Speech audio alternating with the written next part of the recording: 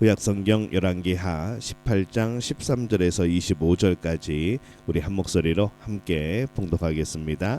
히스기야 왕 제14년에 아수르의 왕 사네립이 올라와서 유다 모든 견고한 성읍들을 쳐서 점령하매 유다 왕 히스기야가 라기스로 사람을 보내어 아수르 왕에게 이르되 내가 범죄하였나이다. 나를 떠나 돌아가소서. 왕이 내게 지우시는 것을 내가 당하리이다 하였더니 아스루 왕이 곧 은 300달란트와 금 30달란트를 정하여 유다 왕 히스기야에게 내게 한지라. 히스기야가 이에 여호와의 성전과 왕궁 곳간에 있는 은을 다 주었고 또 그때에 유다 왕 히스기야가 여호와의 성전 문의 금과 자기가 모든 기둥에 입힌 금을 벗겨 모두 아스루 왕에게 주었더라. 아스루 왕이 다르단과 랍사리스와 랍사게로 하여금 대군을 거느리고 라기스에서부터 예루살렘으로 가서 히스기야 왕을 치게 하매 그들이 예루살렘으로 올라가니라. 그들이 올라가서 윗모 수도 곁 곧 세탁자의 밭에 있는 큰 길에 이르러 서니라. 그들이 왕을 부르매 힐기의 아들로서 왕궁의 책임자인 엘리야김과 서기관 셈나와 아삽의 아들 사관 요아가 그에게 나가니 랍사게가 그들에게 이르되 너희는 히스기야에게 말하라. 대왕 아스루 왕의 말씀이 내가 의뢰하는 이 의뢰가 무엇이냐. 내가 싸울 만한 계교와 용력이 있다고 한다마는 이는 입에 붙은 말뿐이라. 내가 이제 누구를 의뢰하고 나를 반역하였느냐. 이제 내가 너를 위하여 저 상한 갈대 지팡이의 애굽을 의뢰하도다. 사람이 그것을 의지하면 그의 손에 찔려 들어갈지라. 애굽왕 바로는 그에게 의뢰하는 모든 자에게 이와 같으리라. 너희가 내게 이르기를 우리는 우리 하나님 여호와를 의뢰하노라 하리라마는 히스기야가 그들의 산당들과 제단들을 제거하고 유다와 예루살렘 사람에게 명령하기를 예루살렘 이 제단 앞에서만 예배하라 하지 아니하였느냐 하셨나니 정하건대 이제 너는 내 주 아스루 왕과 내기하라. 내가 만일 말을 탈 사람을 낼 수 있다면 나는 내게 말 2,000마리를 주리라. 내가 어찌 내 주의 신하 중 지극히 작은 지휘관 한 사람인들 물리치며 애굽을 의뢰하고 그 병거와 기병을 얻을 듯하냐. 내가 어찌 여호와의 뜻이 아니고야 이제 이곳을 멸하려 올라왔겠느냐. 여호와께서 전에 내게 이르시기를 이 땅으로 올라와서 쳐서 멸하라 하셨느니라 하는지라. 아멘. 할렐루야. 하나님의 은혜가 오늘 새벽에 하루의 첫 시간을 주 앞에 드리는 우리 믿음의 가족들에게 함께 하시기를 예수님의 이름으로 축원합니다. 오늘 말씀은 이 아스루가 유다를 침략하는 그 내용을 담고 있습니다. 아스루가 유다를 대대적으로 공격을 합니다. 오늘 말씀에 그래서 13절에 보면은 이렇게 시작을 하죠. 히스기야 왕 제14년에 아스루의 왕 사네립이 올라와서 유다 모든 견고한 성읍들을 쳐서 점령하매 우리가 18장 1절에서는 히스기야가 왕이 될 때는 그때는 한 주전 729년이었습니다. 그리고 9절에서 히스기야 왕 제4년이라고 표현을 하죠. 그때가 이제 주전 722년 이제 북이스라엘이 멸망하던 때 그때였습니다. 이것은 아버지 아하스와 공동으로 통치를 한 그런 기준으로 말을 한 거죠. 그리고 오늘 말씀에서는 이제 단독으로 통치를 한 그 후를 말씀을 합니다. 이 히스기야는 단독 통치 이후에 아스루와 결별한 것으로 보입니다. 그래서 8절에 보면은 아스루의 종속 국가였던 블레셋을 공격하는 장면이 나오게 됩니다. 아스루의 왕 사네립이 올라와서라고 기록을 하죠. 이 아스루 왕은 왕위에 오르고 반란을 일으킨 이 바벨론을 제압한 이후에 이 가나안 지역을 제압하기 위해서 이제 쳐들어 내려온 겁니다. 이 아스루는 제국이라는 이름을 가지고 있는 강한 나라였습니다. 순식간에 이 원정원, 이 애굽을 제압하고 가나안 지역을 제압하고 이제 마지막으로 유다를 공격하는 것이죠. 유다의 수많은 성들이 무너집니다. 또 히스기야가 아주 공을 들여서 준비하였던 이 라기스라는 정말 철옹성 같은 그 성도 무너지게 되어집니다. 히스기야는 이 라기스로 사람을 보내서 아스루 왕에게 제발 멈춰달라 말하는 거죠. 내가 범죄하였나이다 라고 말을 합니다.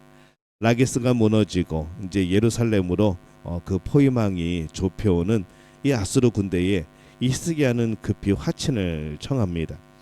은 300달란트와 금 30달란트를 정하여 유다 왕 히스기야에게 내게 한지라. 이 아수르 왕이 이것을 철수 조건으로 제시를 합니다.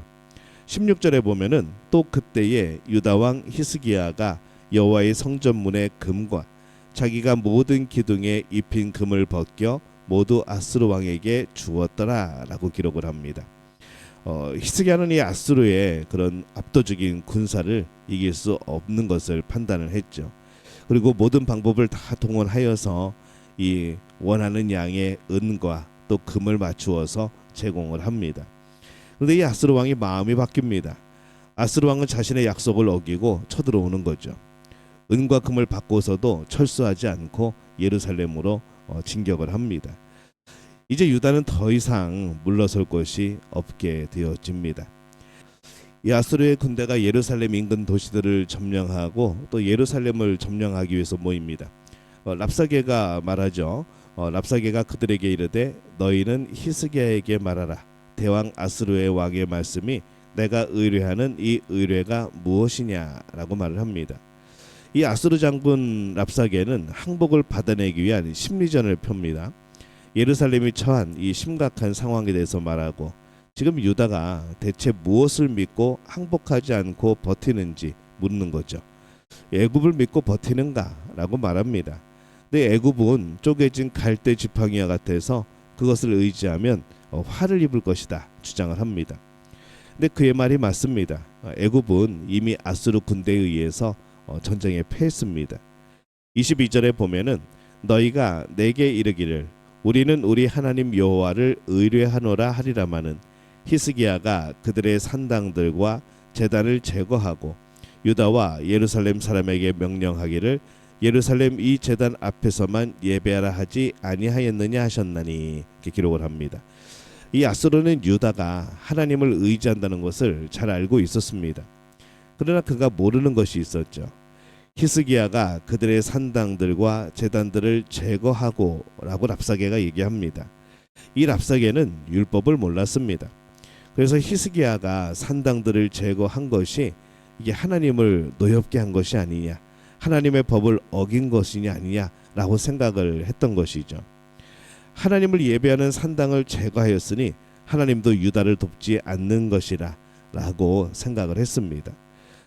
근데 산당을 제거한 것은 믿음이 없어서 제거한 것이 아니라 믿음이 좋아서 제거를 한 것이죠. 이 말씀의 25절에 보면은 내가 어찌 여호와의 뜻이 아니고야 이제 이곳을 멸하러 올라왔겠느냐.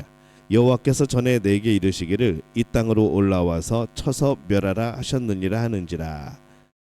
거짓말이죠. 이것은 유다를 조롱하고 하나님을 조롱하는 것이기도 합니다. 아수르가 예루살렘 성 밖에서 유다를 조롱하고 있습니다. 힘도 없으면서 버티지 말라는 것이죠. 근데 결국 그들은 예루살렘을 정복하지 못하고 철수하게 됩니다. 그들은 당당하고 힘이 있었습니다. 그러나 유다와 히스기야에게는 하나님이 계신 거죠. 아수르 장군의 말을 살펴보면 그들은 참 많이 아는 것 같지만은 사실은 하나님과 하나님의 뜻에 대해서 전혀 모르는 사람이었습니다. 바로 그것에 희망이 담겨 있죠. 그들은 하나님을 모르고 유다는 하나님을 알고 있고 그들은 하나님을 섬기지 않고 히스기야는 하나님을 잘 섬기고 있었습니다. 그렇다면은 누가 옳은 길을 간 거겠습니까? 하나님의 숨은 뜻이 있어서 유다가 전쟁에 질 수는 있어도 절명할 필요는 없는 것이죠. 자신이 하나님 편에 서 있고 하나님이 내 편에 계신 것을 확인할 수만 있다면, 그것을 확신할 수만 있다면 어떤 모양으로든 우리는 승리는 우리에게 있는 겁니다. 세상의 거짓 조롱에 주눅들지 말고 오히려 더 당당하게 살아갈 필요가 있습니다. 저들이 거짓으로 말할 때에 거기에 현혹될 필요가 없는 것이죠. 유다에 아수르가 침공한 것을 봅니다. 엄청난 위기입니다. 북이스라엘처럼 유다도 나라가 이제 멸망할 위기에 처했던 것이죠. 이 아수르는 힘을 믿고 유다를 조롱합니다. 외적으로 볼 때는 모든 것이 끝난 것 같은 그런 상황이었지만 그러나 유다에게는 있는 것이 있었습니다. 믿음이 있었습니다. 하나님이 계셨습니다. 또 믿음의 왕 히스기야가 있었고 또 하나님을 따르는 그들의 마음이 있었습니다. 그래서 이 모든 위기를 극복하게 되어집니다. 위기가 있어도 믿음이 있을 때는 걱정하지 마시기 바랍니다. 정말 걱정은 내가 믿음이 없을 때인 거죠. 믿음은 세상의 모든 위기를 이기고도 남습니다. 그래서 믿음이 있으면 위기가 없는 것이 아니라 위기가 있어도 이깁니다. 오늘 우리는 어떤 삶을 살아갑니까? 때로는 우리 삶에 위기가 있을 수 있죠. 그러나 우리 안에 하나님을 향한 믿음이 있다면, 확신과 신뢰가 있다면 걱정하지 마시기 바랍니다. 하나님께서 언제나 내 편이 되어 주시고 나의 모든 삶 속에서 끝까지 나를 붙드시는 놀라운 역사를 경험하게 될 줄로 믿습니다. 오늘 이 복을 누리는 우리 믿음의 가족들 되어지시기를 예수님의 이름으로 축원합니다. 기도하겠습니다. 하나님, 은혜와 사랑에 감사를 드립니다. 어떤 상황 속에서도 믿음을 잃지 않는, 하나님을 끝까지 신뢰하는 우리들 되어지게 도와주옵소서. 그리하여서 하나님의 선하신 손, 하나님의 선하신 그 구원의 손을 경험할 수 있는 우리들 되어지게 도와 주시옵소서. 예수님의 이름으로 기도합니다. 아멘.